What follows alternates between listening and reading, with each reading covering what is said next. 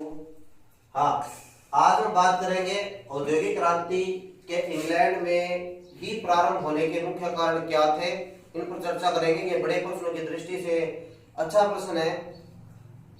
तो पहला बिंदु है वे औद्योगिक क्रांति कहाँ प्रारंभ हुई थी, तो इंग्लैंड में प्रारंभ हुई थी। छोटे प्रश्नों में पूछा जा सकता है। इसके अलावा इसके बड़े निबंधात्मक प्रश्न में कारण पूछे जा सकते हैं। इसका पहला कारण है इंग्लैंड का विस्तृत औपनिवेशिक साम्राज्य। इंग्लैंड का जो साम्राज्य था वह विस्तृत था और वहां से उसे कच्चा माल और नवीन बाजार प्राप्त हो सका, जबकि अन्य यूरोपीय देशों के पास अच्छे उपनिवेश नहीं थे।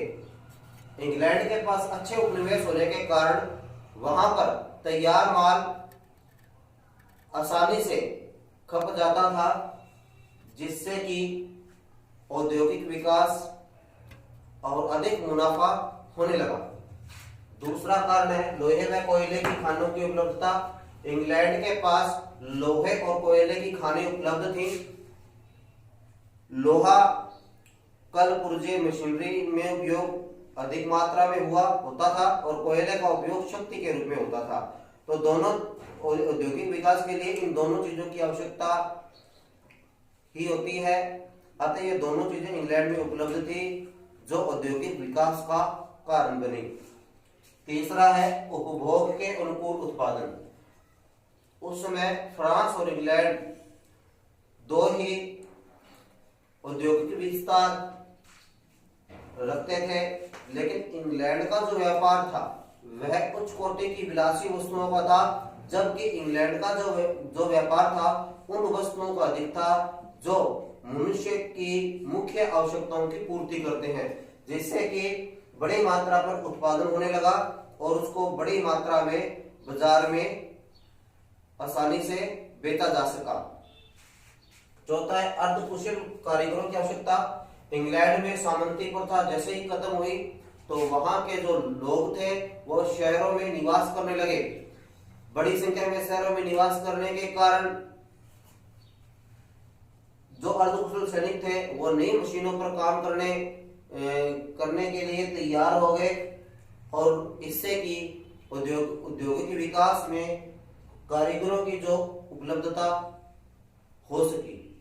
इसके अलावा इंग्लैंड के जो उपनिवेश थे वहां से भी मजदूरों को लाया जाता भी था। पांचवा बिंदु फ्रांसीसी क्रांति एवं युद्ध।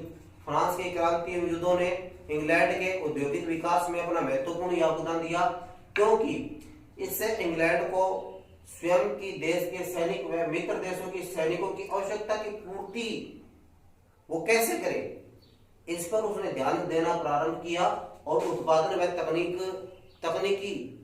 अच्छी तकनीकी पर जोर दिया, जिससे कि नए नए चीजों के आविष्कार हुए और औद्योगिक क्रांति प्रबल हुई। छठा है पूंजी की उपलब्धता। अन्य यूरोपीय देशों की बजाय इंग्लैंड के पास पूंजी अच्छी मात्रा में थी या पूंजी अच्छी मात्रा में उपलब्ध थी उद्योगों, जिससे कि उद्योगपतियों को ऋण मिल सका, उनकी पैसे संबंधी आवश्यकताओं की पूर्ति हुई और पूंजी जमा की सुविधा भी उपलब्ध हुई। तो सुविधाओं के उपलब्ध होने से भी पूंजी की उपलब्धता ने भी इंग्लैंड में औद्योगिक क्रांति का विकास हुआ। सातवां है इंग्लैंड की भौगोलिक स्थिति। चारों ओर समुद्र होने के कारण इंग्लैंड बाहरी देशों के आक्रमण से बच गया। युद्ध आने से बचने के कारण उसने अपना सारा ध्यान औद्योगिक विकास पर दिया, जिससे औद्योगिक क्रांति और तकनीकी का विकास हुआ। आठवां है कृषि क्रांति। इंग्लैंड में सर्वप्रथम कृषि क्रांति के विकास ने उसके कच्चे माल की आवश्यकताओं की पूर्ति को पूरा किया, जिससे भी औद्योगिक विकास बड़ा असंभव हुआ। नौवां है वैज्ञानिक आविष्कारों को प्रोत्साहन। इंग्लैंड ने वैज्ञानिक आविष्कारों को प्रोत्साहन दिया। इंग्लैंड के जो वैज्ञानिक थे उन्हें राजनीतिक व धार्मिक कट्टरता से मुक्त रखा गया, उनके कार्यों में हस्तक्षेप नहीं किया गया। वैज्ञानिक संस्थाओं को प्रोत्साहन दिया, उनकी धन की आवश्यकताओं को पूरा किया। इस प्रकार हर संभव सहयोग मिलने के कारण वैज्ञानिकों ने नई नई तकनीक से औद्योगिक क्रांति में अपना महत्वपूर्ण योगदान दिया। औद्योगिक क्रांति इंग्लैंड में प्रारंभ होने के मुख्य कारणों के बाद अब हम बात करेंगे औद्योगिक क्रांति के समय विभिन्न क्षेत्रों में जो आविष्कार हुए थे, जिन्होंने औद्योगिक क्रांति को बढ़ाने में महत्वपूर्ण योगदान दिया। किन्हीं आविष्कारों ने औद्योगिक क्रांति की भावना को प्रबल बनाया, जिससे कि औद्योगिकरण बढ़ा, उद्योगों का विकास हुआ। तो हम उन आविष्कारों, कुछ महत्वपूर्ण आविष्कारों की चर्चा करते हैं जो आपकी परीक्षा में भी आ सकते हैं। पहले हम बात करेंगे कृषि क्षेत्र की। औद्योगिक क्रांति के समय सबसे पहला कृषि क्षेत्र में सुधार हुआ था, यानी औद्योगिक क्रांति स्टार्ट करने से पहले सबसे पहले कृषि में सुधार के बारे में सोचा गया, क्योंकि ये बुनियादी आवश्यकता है। इसमें सर्वप्रथम जेथरो टल ने बीज बोने की मशीन का आविष्कार किया, जिसे सीड ड्रिल भी कहते हैं। तो सीड ड्रिल किसने बनाई थी? जेथरो टल ने। इसके बाद टाउनशेंड ने फसल चक्र का सिद्धांत दिया। तो फसल चक्र का सिद्धांत किसने दिया था? टाउनशेंड ने। इसके अंतर्गत टाउनशेंड ने बताया कि फसलों को बदल बदल कर बीजने से भूमि में उर्वरा शक्ति बनी रहती है और भूमि को परती छोड़ने की आवश्यकता नहीं। रॉबर्ट बैकवेल ने पशुपालन को लाभदायक व्यवसाय बना दिया। इससे पहले इसके अंतर्गत पशुपालन की नस्लों में सुधार किया गया और वह एक लाभकारी व्यवसाय बना, जिससे कि किसानों की दशा सुधरी और कृषि का विकास में भी योगदान मिला। दूसरा बात करेंगे वस्त्र उद्योग के मुख्य आविष्कारों की।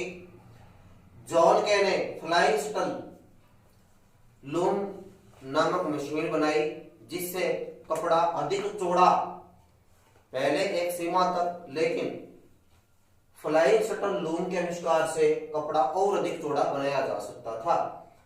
तो किसने किया था फ्लाइंग शटल लूम का आविष्कार? जॉन के ने। ये आपको आविष्कार के याद रखने, छोटे प्रश्नों में पूछेगा। उसके बाद जेम्स हारग्रीव्स ने सैपलिंग जीनी नामक मशीन का आविष्कार किया। तो सैपलिंग जीनी मशीन का उपयोग क्या था? कताई की मशीन थी ये। और सैपलिंग जीनी का आविष्कार किसने किया था? जेम्स हारग्रीव्स ने। इसके बाद हम करेंगे सैमुअल क्रॉम्पटन ने म्यूल नामक चरखे का आविष्कार किया। तो म्यूल नामक मशीन के द्वारा कपड़े के धागे अधिक मजबूत, सुंदर और बेहतर बनाए जा सकते थे। तो म्यूल चरखे का आविष्कार किसने किया था? सैमुअल क्रॉम्पटन ने किया था।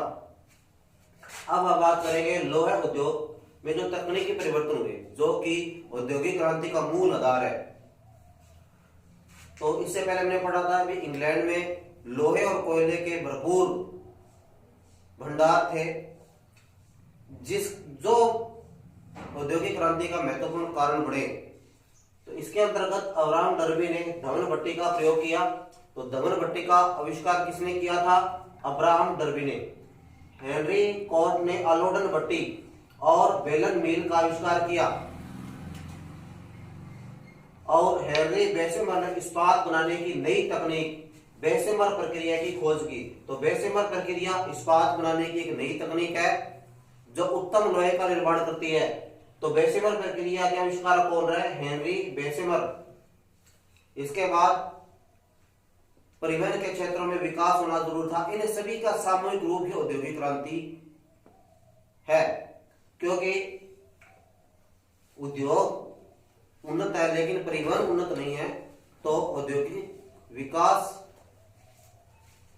संभव नहीं हो सकता। तो इसके अंतर्गत फ्रांसीसी इंजीनियर फर्डिनांड द लेस्पेथ ने स्वेज नहर का निर्माण किया।